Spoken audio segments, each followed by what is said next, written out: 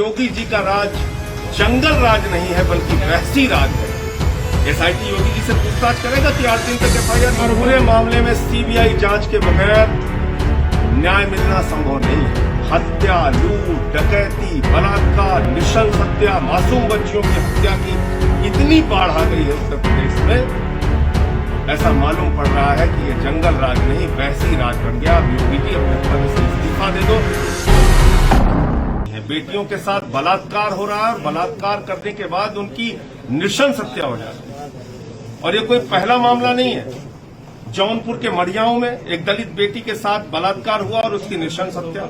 लखीमपुर खीरी में एक दलित परिवार की बेटी के साथ बलात्कार और उसके बाद उसकी आंखें निकाल ली गई।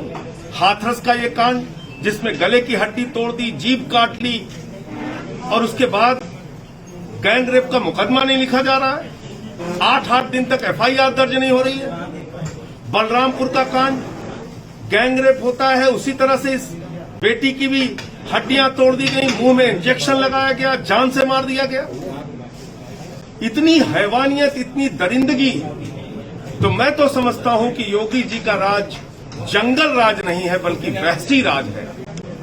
दरिंदों का राज बन गया है, जहां पर आए दिन मासूम बच्चियां दरिंदों का शिकार हो रही हैं।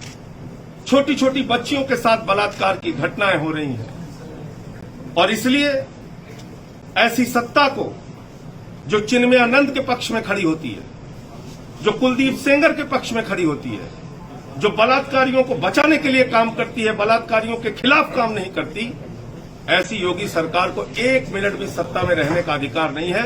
योगी जी को अपने पद से इस्तीफा दे देना चाहिए। बेटी बचाओ का नारा देकर ये लोग आए थे, गुंडा राज खत्म करने का नारा देकर ये लोग आए थे और आज गुंडों का राज स्थापित हो गया उत्तर प्रदेश में।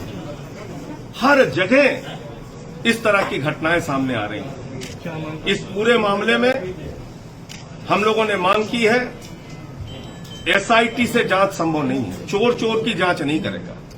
एसआईटी योगी जी से पूछताछ करेगा कि 8 दिन तक एफआईआर क्यों नहीं लिखी गई। एसआईटी योगी जी से पूछताछ करेगा, उन अधिकारियों से पूछताछ करेगा क्या कि 8 दिन तक, 10 दिन तक इलाज क्यों नहीं मिला उसको 12 दिन तक। एसआईटी पूछताछ करेगा कि हिंदू रीति रिवाज को ताक पर रखकर, जबरन पेट्रोल छिड़ककर, सारी हिंदू संस्कृति और मर्यादा को कुचलकर एक बेटी का रात में जबरन अंतिम संस्कार किया गया, दाह संस्कार किया गया। और कल बलरामपुर में भी उसी तरीके से दाह संस्कार किया गया, जबरन, रातों रात। जबकि हिंदू मान्यता कहती है रात में अंतिम संस्कार नहीं होता। हिंदू संस्कृति कहती है अविवाहिता का दाह संस्कार नहीं होता। मां बिलख बिलख के कहती रही हाथरस में, एक बार बेटी का चेहरा तो देख लेने दो। नहीं दिखाया गया चेहरा। इसलिए आम आदमी पार्टी ने कल भी विरोध किया था, आज भी लखनऊ से लेकर हाथरस से लेकर अलग अलग जिलों में आम आदमी पार्टी अपना विरोध प्रदर्शन कर रही है। और कल उत्तर प्रदेश की सभी विधानसभाओं में तहसील मुख्यालय पर गांधी जयंती के अवसर पर हम लोग 1 दिन का अनशन रखेंगे बेटियों की सुरक्षा की मांग को लेकर। और इस सरकार, इस जुल्मी सरकार की, इस वैसी राज के बर्खास्तगी की मांग को लेकर हम लोग कल 1 दिन का अनशन करेंगे। जांच विशेष इस पूरे मामले में सीबीआई जांच के बगैर न्याय मिलना संभव नहीं है। इस पूरे प्रकरण में सीबीआई की जांच होनी ही चाहिए और इस जांच के बाद पता चल पाएगा कि बलरामपुर की घटना हो, हाथरस की घटना हो, आजमगढ़ की घटना हो, जौनपुर हो, लखीमपुर खीरी हो, बागपत हो, फतेहपुर में आज ऐसी घटना हुई, तमाम जो ये घटनाएं हुई हैं, इनके पीछे का सच जानना है तो एक निष्पक्ष उच्च स्तरीय जांच होनी चाहिए। सीबीआई से कम में वो जांच संभव नहीं है, क्योंकि एसआईटी, उत्तर प्रदेश पुलिस की एसआईटी उत्तर प्रदेश के पुलिस वालों के खिलाफ, उत्तर प्रदेश के नेताओं के खिलाफ और योगी जी के खिलाफ कार्रवाई करे, ये संभव नहीं। क्या किसी जाति विशेष का होने की वजह से? मैंने तो साफ तौर पे कहा कि योगी जी को अब अपने पद पर रहने का नैतिक अधिकार नहीं है। गुंडा राज खत्म करने के नाम पर वो आए थे, अपराधीकरण खत्म करने के नाम पर वो आए थे। हत्या, लूट, डकैती, बलात्कार, नृशंस हत्या, मासूम बच्चियों की हत्या की इतनी बाढ़ आ गई है उत्तर प्रदेश में, ऐसा मालूम पड़ रहा है कि ये जंगल राज नहीं वैसी राज बन गया। अब योगी जी अपने पद से इस्तीफा दे दो, अब आप अपना मश चलाइए जाके, आपसे उत्तर प्रदेश सरकार संभल नहीं रही है, सरकार चल नहीं रही है। आपके ऊपर भी तो तमाम मुकदमे दर्ज कराए गए हैं। कितने मुकदमे दर्ज कराए गए हैं? 14 मुकदमे हो गए 3 महीने में। किसी माफिया के खिलाफ 14 मुकदमे नहीं हुए। उन बलात्कारियों को देशद्रोही नहीं कहा, मेरे ऊपर देशद्रोह का मुकदमा लगा दिया, क्योंकि मैंने एक सर्वे कराया, इनकी असलियत पूछ ली क्या कर रहे हैं ये।